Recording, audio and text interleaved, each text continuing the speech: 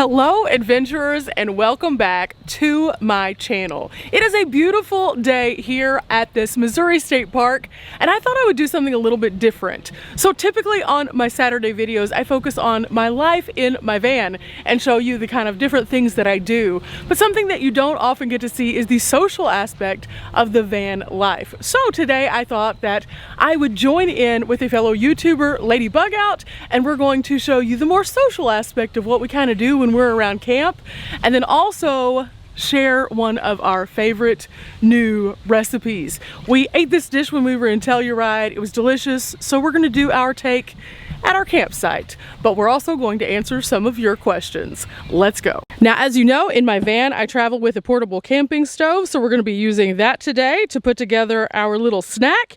And then also, because it is a little windy, we're going to be using my windscreen.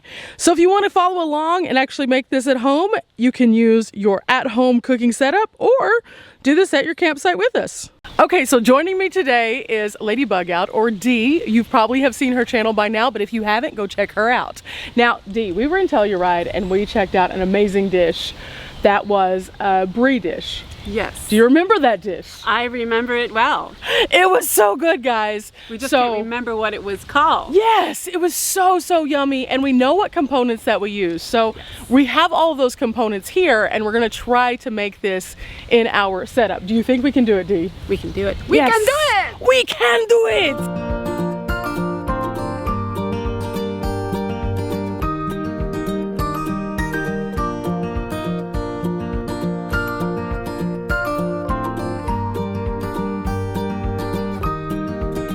Since we do not have an oven, we have two skillets. So Dee's is right here, and you can see it's a little bit larger, and then I have mine, which is a little bit smaller. So between the two of us, we're going to put them together and actually bake the brie inside. Now, again, if you have an oven, you can do this much more simply by just slapping it in the oven. But we also have a wheel of brie.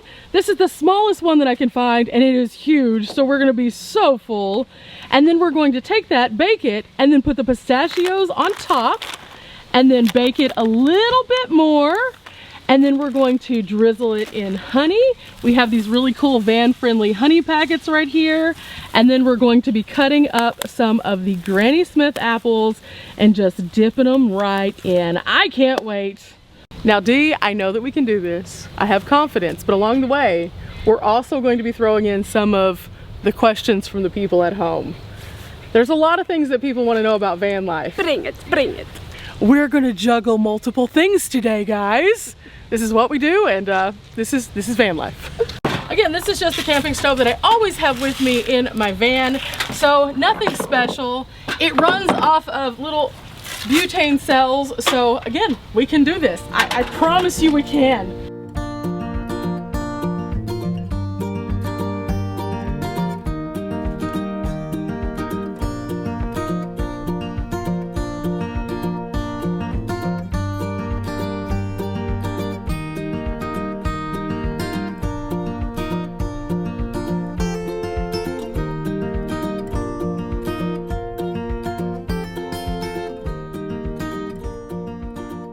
No one really won on that. Did we have to play tic-tac-toe?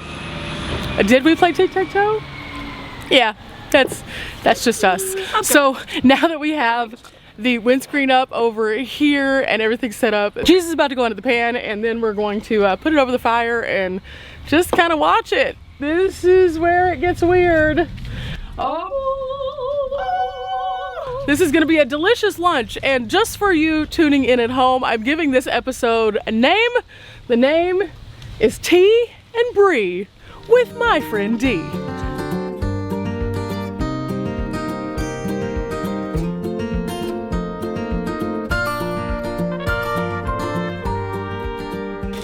Okay, so while this is cooking, we're gonna stay super close by because we don't know how long this needs to go. We just know that the cheese needs to be like this runny yumminess. It's gotta be perfect. So while we're at it, I think we should get started on some questions. You guys have sent in some great questions over the last couple months, and while I could answer them myself, I feel like sometimes getting two different perspectives from people who travel a little bit differently is kind of cool. So I'm gonna ask Dee the same questions and then we can kind of bounce off of each other. And she is in the process of cutting the apples, so let's cross our fingers that she also pays attention to those. She needs all her fingers. So, Dee, our first question is one that has been asked about 1,000,000 times on my channel. How many gallons of water do I carry? So, how many gallons of water do you carry, Dee? I carry 12.5 gallons. Nice. Yeah. And then how do you carry them? Yes. I have a 2.5 gallon in my back. That's for, that's one that's attached to the shower head and my running water. Okay. And then in the front, under the passenger seat, I have two more 2.5 gallons ones. And they're just, I do that way because I can distribute them, but I also can carry them. That and is I'm not important. carrying 5 gallons at a time or something. So 2.5 is about my limit where I'm not feeling like, oh. And see, that's smart because I suffer with that. Yeah. And then I have two more 1.5 gallon ones. That's 3 more gallons. So that in all is very cool. So when you have that much water, how do you fill it back up? Do you buy more? Do you take it in? Yeah, so at a Walmart or a gas station where they have the refillables, you just plug it in, put a couple quarters in, and you get, at Walmart, you pay it at the register after you fill it up, so it's really very cool. Yeah. Now for me, I carry 2 separate water jugs and they are much larger. I have a 7 gallon and I have a 6 gallon. Both of them are quite large and in charge. But my 2 water tanks, I fill up. I cannot physically carry them in and out. They're just too heavy. They hurt my hands. So I like how Dee has hers set up and it makes it a lot more manageable. Plus she's able to access it a little bit better. So that's that question right there. We lowered the temperature just a little bit and because it's making noises over here. It's sizzling. Our next question is, what is our most luxurious unneeded item in our van? You go. I have this one. So you haven't seen all of the cool new things that I've been kind of playing with behind the scenes yet. I'll be putting those in a future video. However, I have a spiralizer. Do I need a spiralizer? Absolutely not. Did I want one? Yeah, I did. And I found one that was van sized and I love it. So a spiralizer, for those who've never used one, is just a little device that you can put a vegetable in, turn it a little bit, and it makes your veggies into these little zoodles, like noodles, but with veggies, and they're really, really good. And I like to use those for salads, but I also like to use them whenever I'm wanting something that's a spaghetti alternative, because sometimes pasta can be heavy. So I found one. It's only about this big, and again, I'll show it to you on an upcoming episode so you can see it a little bit closer, but super, super fun and definitely not needed, but it's okay. Gosh, I'm trying to think. I mean, you seem, what do you think? You have everything with purpose. This is hard because Dee is a true minimalist when it comes to her space. She likes things to have more than one use. Yeah, I'm just trying to think of what, maybe I'll come back to that. I will think. We'll circle back. Yeah. And if nothing else, we can maybe find out what her favorite luxury item is.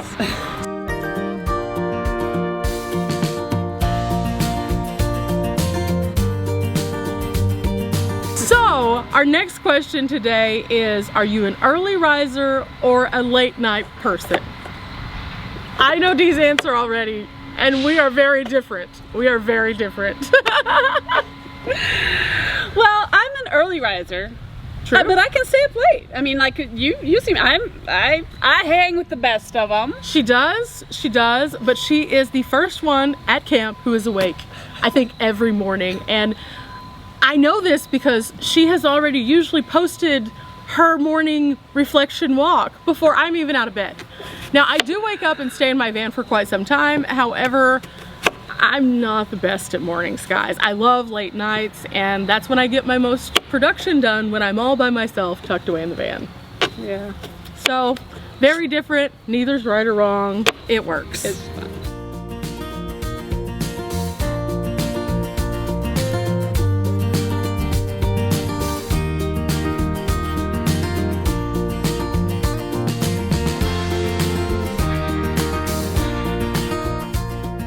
So So it's not really a luxury item, but it's my new best friend. Ooh! Isn't it the cutest thing? That is cute, Dee. It's a little hot water bottle with a little sweater. It's super cute and it totally matches your aesthetic. And it keeps me warm at night. Yes! So there you go. That is a luxury item, but actually with a lot of purpose, so completely necessary. So see guys, I think you can understand why I wanted to include Lady BugOut in this, because we have a lot of different things in our van and she goes into so much detail about her gadgets that it instantly makes me feel like I want them. And she showed me that and I was like, what? Oh my gosh! And I ordered one on Amazon, so. Except hers is probably gonna be a cool little cute color. No, I think I got the same kind, exactly. Oh, okay. So yeah, that's why there's value to seeing multiple channels that do different things, and hers is such a cool resource. So after this, if you aren't, walk on over to her, just saying. Anyway, back to our cheese and questions.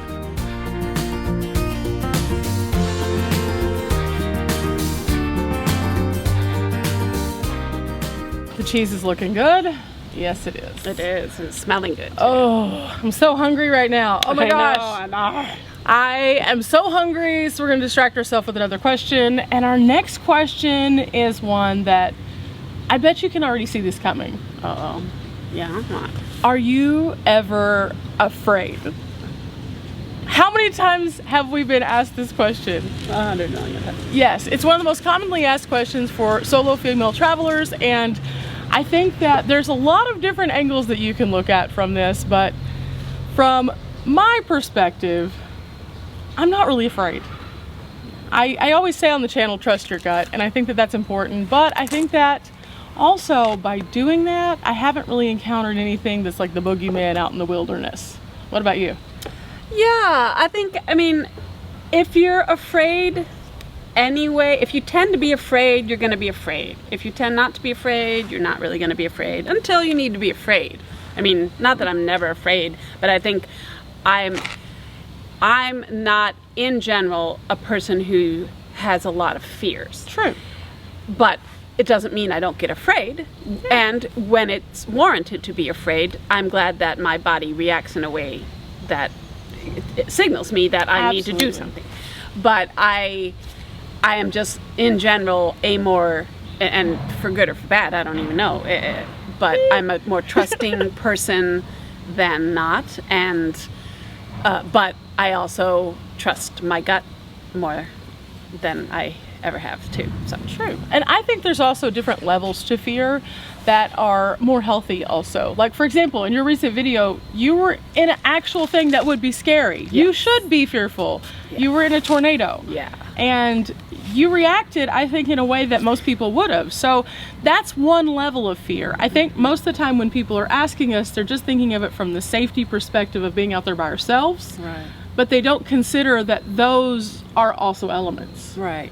Well, and one thing I always wanted to say is just because we are solo female travelers doesn't mean we're alone. Right. And a lot of times, there are times that we're alone, but a lot of times we're not alone. Yeah. There are a lot of other people around us, and we find each other on the road or meet up on the road.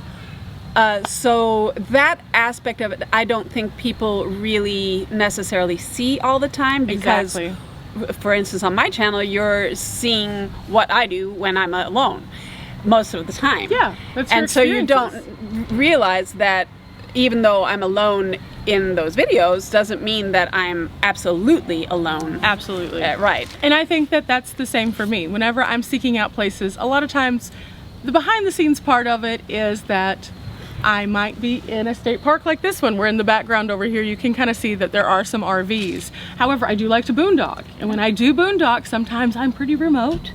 But in those places I have a system that I kind of make sure that I feel comfortable. Right. And if I feel comfortable, then I stay, and if I don't, I move on. And there's nothing wrong with finding a place that you thought was going to be one thing, it turning into something else, and saying, hit the road, Jack, let's go. Well, and you are, I don't know if you are, but I am usually pretty aware when I'm driving into a remote area like that, who I pass on the way. And when I get closer to the place where I know that I might be pulling over, if I see somebody out and about, I'll usually say, hey, hi, I'm gonna be up the road, you know, just so you know. And it's usually like, all right, yeah, that's cool, we're here if you need anything. And that's kind of an unspoken thing, I think, that just happens. Or even if you don't say anything, everybody's always aware. That person is aware when I drive by them, that if they're in their rig. And you are aware when you drive by them too, that they're there. Right. So, unless they leave.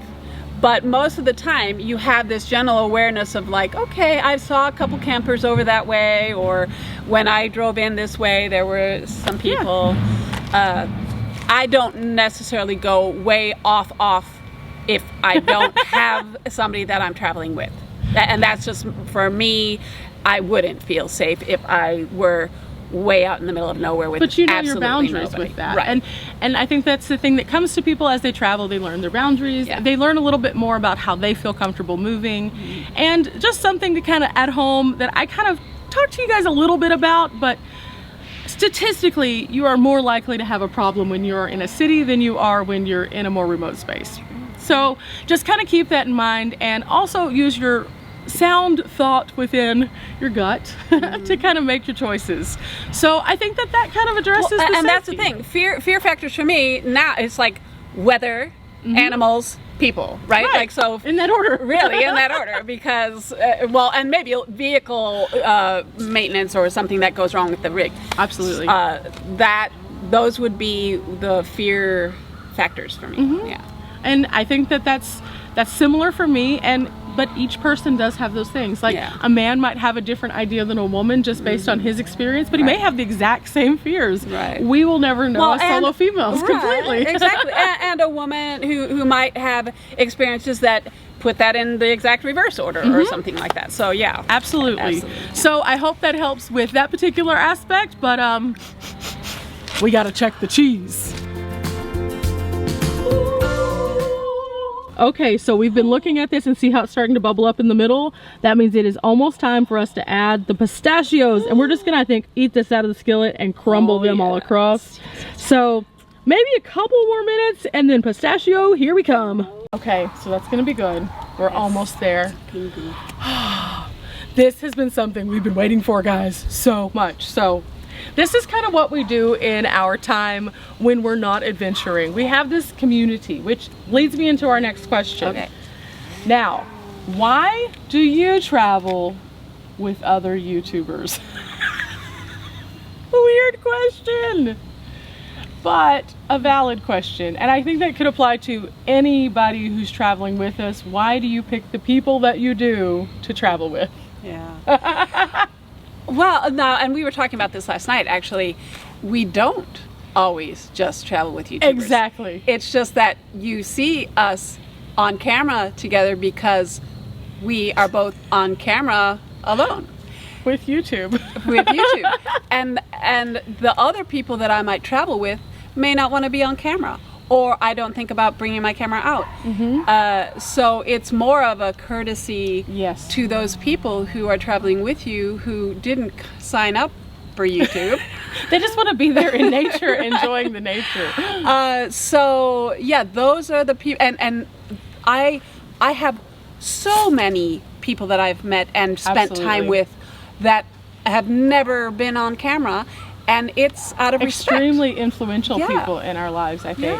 And for me, I started out, and if you've seen some of the earlier videos, I do like to travel with friends. It's just a lot of times friends don't have the flexibility because they're not fellow nomads. Right. Furthermore, they're not fellow YouTubers, so it's harder for them to get out and adventure as part of their lifestyle. And I encourage them to make that their next step because, of course, I love it. But it does make it harder. Right. And like you said, there's a lot of respect that goes into being able to just be in that moment with those people. Yeah. And not everybody wants to bake their cheese with us on camera. And even like what you're seeing here is not what we spend our whole time doing. No. We had a whole day before we did this and just had fun. Wonderful time. Not on camera.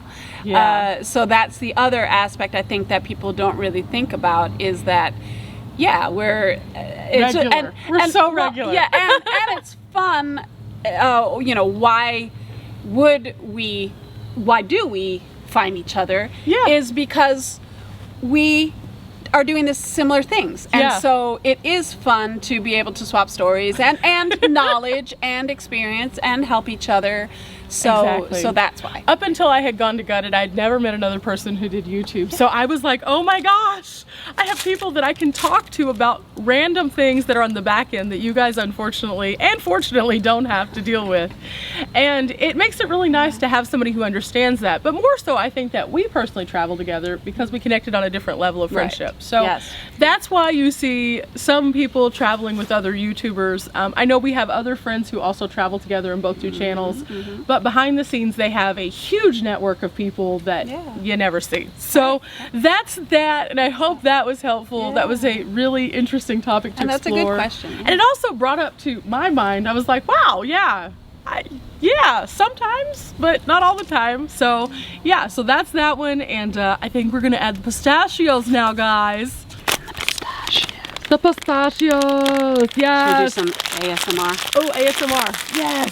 And just sprinkle them all across. Woo. Oh my gosh, you guys, look at how good that's looking. Oh my gosh, so you can either do these whole or crushed, either way. We're Maybe just we gonna should crush some. We could crush some too. Crush some. So whenever you're doing this, give yourself a nice little variety. Each one of these little bites, what it does is it adds a little bit of firmness to the really soft gooiness of the cheese. And then when we add the honey in, the way that the honey really accents the pistachios, oh my gosh, next level deliciousness. So Dee is going to actually crush up some of these for us, and then we'll just finish plopping them on top here. I didn't really crush that good. I'll do some. Yeah, that's good. You work with what you got. Oh my gosh, this is gonna be good. But we're gonna give that like a couple minutes, and this next question I think is a shorter one, so that'll work. What is your favorite part of van events? Meeting others. Exactly. That's the whole purpose of van events, is to the community. Yep. A lot of times whenever we're on the road and we are traveling solo, that's kind of like a good circle back point, I think, at this point. And then also I like that we can actually meet other people and see what they have in their rigs. It's really inspiring, and so many people have such cool things. Always. I think they're among the most ingenious people in the world, of just every little thing that you have to think of, and everybody does it so uniquely. Exactly. It's awesome. Yeah. And I personally want to give a shout out to someone that we met at our last event that I know he does not have a channel, and he would probably be like, oh guys, you don't have to do that. But when we first started walking around, we met Simon. Yeah. And Simon and Jeff are traveling together. Well, we met Simon we first. met Simon first, yeah. And he was just so amazing and sweet, and his rig was awesome. And we started asking him questions, and he so graciously gave us like a little mini tour. And then Jeff popped up, and Jeff had actually been the one to put in the elbow grease on the build. And they were just so knowledgeable, and it was their very first van event. They'd never been to another event before, and it was one of the most professionally done rigs I've seen. It was gorgeous. Yeah. So I did want to give them a huge shout out, because we love you guys. You did so awesome. And such a unique build. Yes. I seriously, we both have, between us, seen so many different builds, and I'm sure you all have on YouTube. I am not sure I have ever seen one with the layout that they have. They've got to get somebody who does tours. Yes. Contact us. We'll get you in touch. And yes. it is. So yes, that's the best thing though, is you meet people who you never probably would have had the opportunity to meet otherwise. Yeah. And they're amazing people, and they have these awesome rigs. Yeah. And the community is huge. And then also for the people who are new, coming out to an event for the first time, it's tons of ideas. Right. Tons of ideas. And tons of new people, because not everybody you meet do you stay in contact with, but some people you do. And then people have asked us, where do you find out about these meetups or these van events? And a lot of time it's word of mouth. You go to one and you might find out about 3 others. So fast. And like, oh, hey, in September I'm going here, or in January there's this thing. Have you thought about it? So that is how I went to one event, and from there I've learned about every single thing else. It's just such a cool thing. And again, finding people who do what you do, it has value. So if you are interested out there in finding out a little bit more about van events, of course you can always watch the videos on the channel, but also I implore you to just get out and go to one. Like, it will change the way that you perceive your idea of what van life is, because there are just so many different takes, and good community. The cheese, I believe, is done. I know, it's bubbling. It's done. It is. Oh my gosh! Yes, it is done. So let's turn this off now, and now we're going to take it off and drizzle it with some honey. Popping hot cheese, and Dee has like the whole shebang set up here, so we're just trying to make a spot for it. Woo! Yes, this is about to be so good. We just drizzle away. So these little honey packets are very convenient if you're in a van. If you're like me, I don't like to have sticky, so I found these actually just at Walmart. I like them. And it's just a raw honey, so one and done, and then you can throw it away and not have a mess. So, oh my goodness. Oh my gosh. Oh my goodness.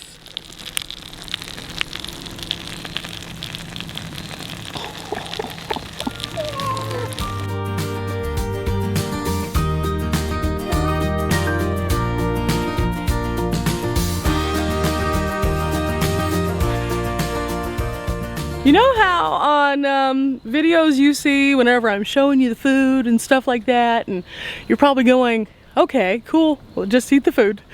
Oh, I've never been so excited to eat a dish at my camp, ever. Like, ever. This is going to be so good. It's going to be so epic, and hang on.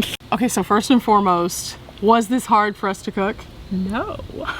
It's surprisingly simple. It was so simple, and I eat a lot of food at my campsite. I know you do too, but this is like a pinky up kind of gourmet.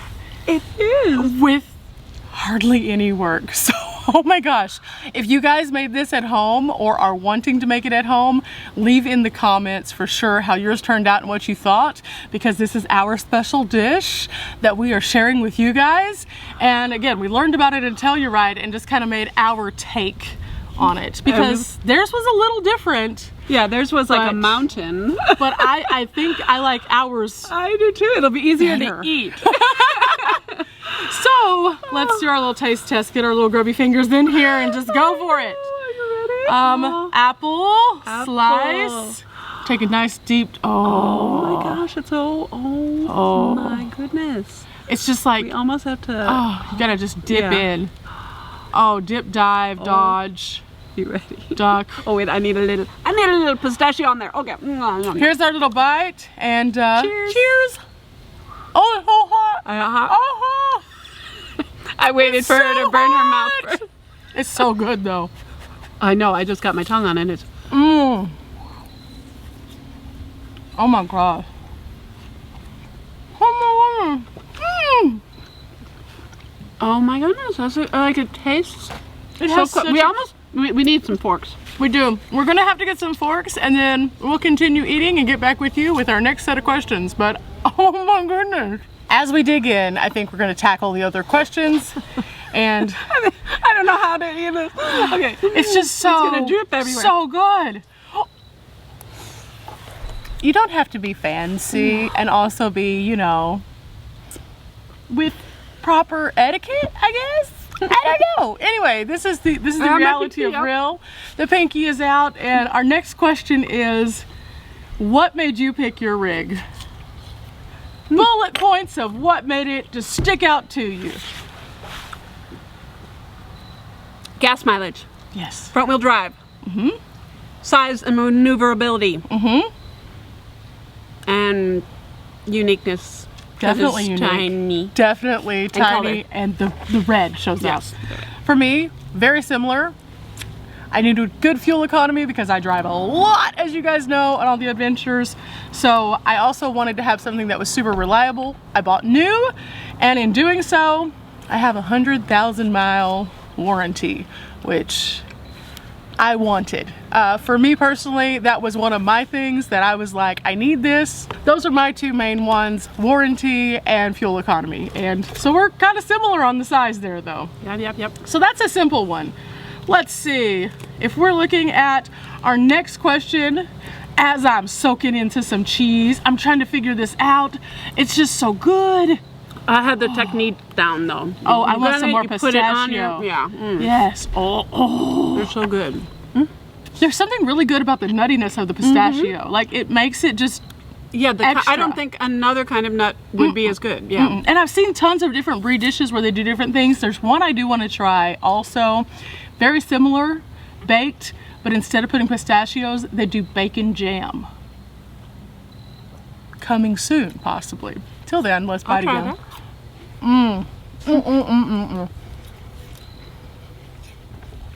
The happy dance is real. As we move into the question. And the hunger is real, can you tell? Just like digging in. We waited a whole day for this. This was our highlight of the day that we were looking forward to. And guys, I wish I could put this through the lens to you guys so you could try it. And so I'm just gonna let you visualize. Close your eyes with me right now. Picture the sound. That's it right there. That's it. That's all I can say. Right, but I'm gonna try. You're gonna try to share?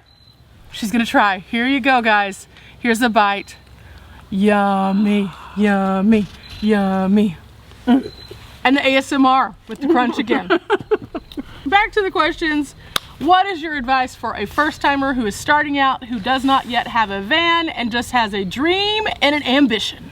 Try it first, right? Do some, like if you have any kind of vehicle at all, go out in it. Try it for a night or even somewhere close. Go in your driveway even and see if you even like it before investing anything. I don't know, I think that's it.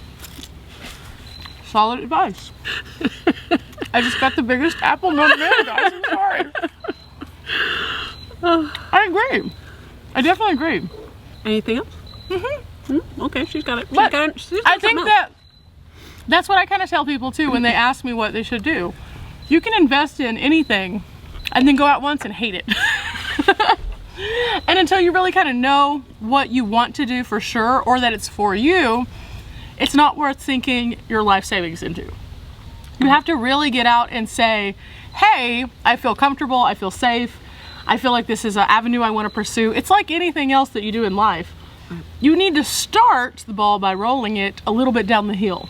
And if that means you have an SUV already and you throw an air mattress in the back and you go to a state park, that's awesome. That's a start. It doesn't have to be, I'm buying a fully kitted out van right from the beginning and be spending $20,000 to $120,000. And you don't have to sell everything you own and just all of a sudden decide, I'm going to do this.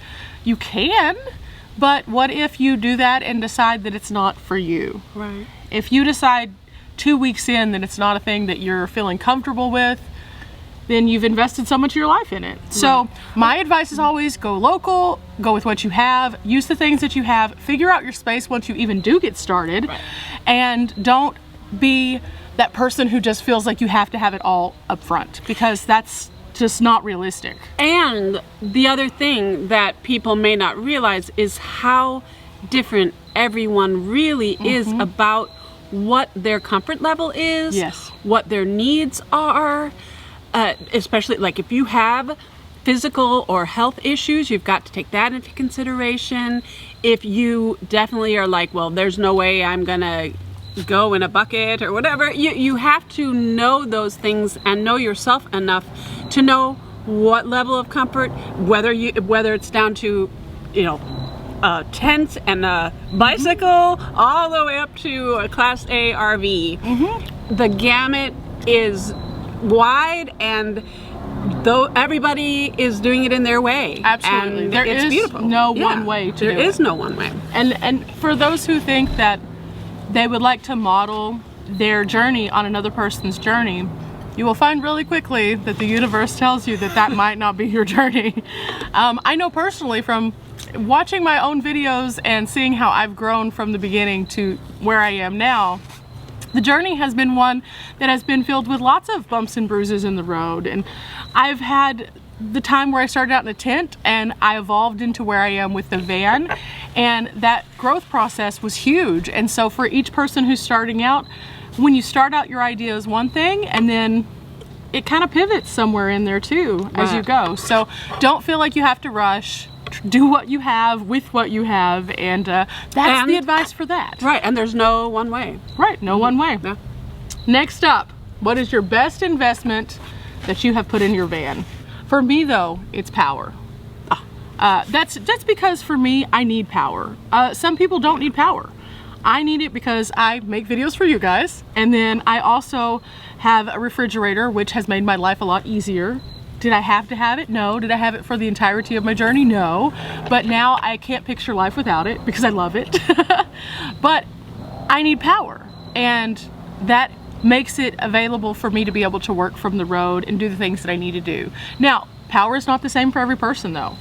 I have a big Jackery Explorer 1000 and I love it, and it gives me tons of power to do all of the things that I need, but I also have an excess of things that I need. Yeah, so it's not the same. I know you don't have a refrigerator in yours, so you use power differently than I do. Right, right. Yeah, I have a 500 watt Jackery power station. I'd say my bed. Bed? It wasn't even that expensive, and it's not for everyone especially, but a bed. Yes. That is, you have to sleep well. Yeah, that's true. And so however it is you need to sleep, I would do your whole layout and bed design around how you sleep and how you want to sleep. Because if you don't get a good night's sleep, that changes everything, and I agree with you that. want to be comfortable. But she is so right about the bed, because in reality, whenever I tent camped, I would camp basically on the ground, and my quality of life was reflected in how my night's sleep went based on that. And when I first moved into my van, I used my cot, which I absolutely loved. But toward the end, and a lot of people have seen this on my bed video, the bed started to separate away from the springs. And as it did, it became uncomfortable.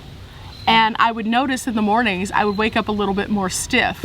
Now, did I need to go as far as I did? No, but I wanted to.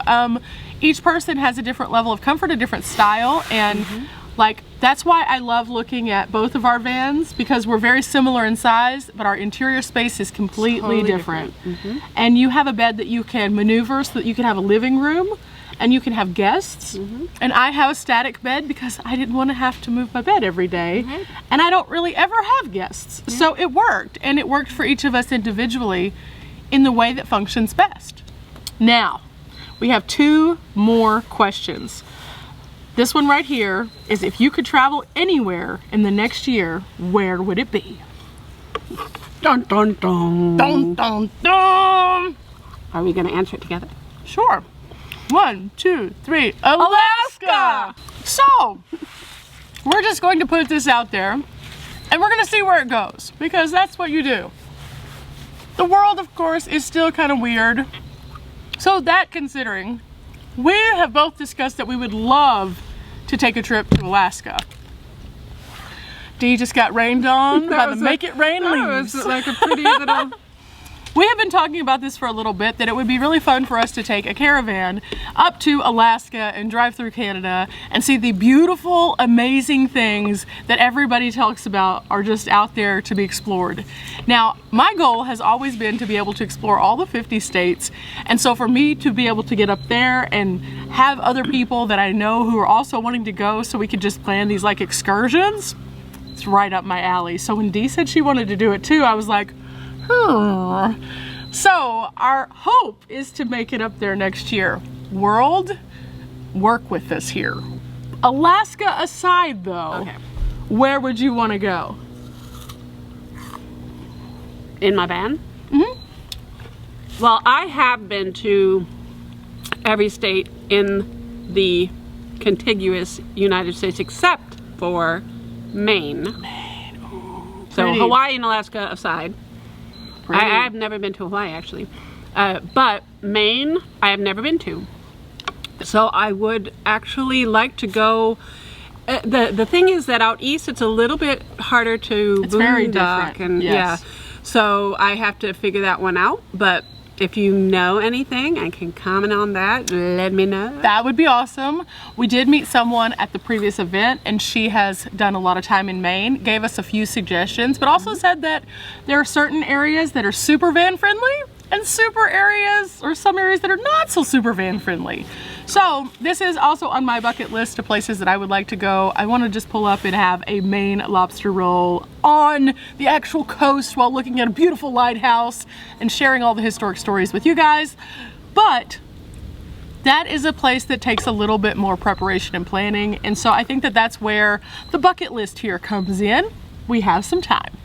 Now the last question is one that I want to ask Dee, and then I think we'll wrap up the video and finish up our cheese because it's delicious. But my question to Dee is, if you looked at yourself 5 years ago, would you have seen yourself eating cheese in a state park in the fall weather? And if not, where would you have seen yourself at that moment? Doing what?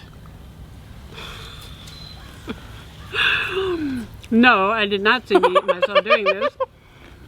Although it has been in the back of my head for a while, this kind of lifestyle, and I have to say, it was out there, coming together in some way, shape, or form. So I did not, you know, I have had a very full and interesting life, and I have done a lot of things. So I don't know what else I would have seen myself doing. I think another thing that is in there, in the mix of all this, is homesteading. That is there. And so I think I was for a while looking in that direction. So that may come up in the future. Yeah. Very, very cool. For me personally, 5 years ago was around when I started my blog. I did not see myself in this particular position, but I had the vision that eventually we would get here. But being able to sit down and enjoy something like this was still kind of a foreign concept. So my point of asking that question to wrap everything up was to challenge you guys at home. So if you're at home right now, think about what you see yourself doing, and then think about what you would like to do. I think that's important. If you see yourself doing something that you want to be in, like a nomadic lifestyle, taking a baby step every day in some direction is the best way to start that out. You don't have to jump in and just go dive to the deep end and just pretend like you know everything, because you don't. It's okay. We learn each and every day. And even though I was starting my journey, I had no concept that I'd be here. Because we have talked about this too. It's also very unlikely that your life will take a full about face without having had some of those elements in there already. Exactly. We were talking about this, of how if I would have never back, 50 something odd years or whatever, looked forward and gone, oh, this I would be doing, a YouTube channel, whatever. I mean, like, that is like the most bizarre thing for people who know me. But every single element within my life, if I looked at it as little puzzle pieces and put them together, this is exactly what I would be doing. So it's very bizarre for you young people who are there going, I don't know what I want to do, whatever. Every little piece that you can't make a wrong decision. No. Even if it feels like it's wrong, yeah, it's not. it will all come together, and that little piece that you feel like, why did I do that? That was a waste of time. It isn't. It will come together somewhere else, and you go, oh, that's why I experienced that. That's what that was for. Exactly. Oh, it makes total sense now. And if I would have stopped enough along the way to look back and do that, I did several times, but lately I've been doing it a lot, and I go, absolutely. I would have never dreamed this up, but my inner self dreamed this up and knew all along that this is exactly what I would be doing. So we talk frequently about the skills that we have and that we're all unique and different. And that's why I also say within van life, don't try to be someone else. Be yourself. You're the best version of yourself, and you're a second-rate version of someone else. So be you. And if you want to do it, then try. If you're wanting to take the steps it takes with a single tiny little step in the direction that you're looking for you to get started. And worst case scenario, like we were talking about, things change, stuff happens, and maybe you'll end up eating cheese in a park randomly one day with somebody that you met on the internet. Just saying. Anyway, until next time, guys, I hope you've enjoyed this video. If you did, leave a thumbs up, hit the subscribe. Let me know if you made the cheese or if you have any questions for a future video, and I'll see you guys next time. Bye!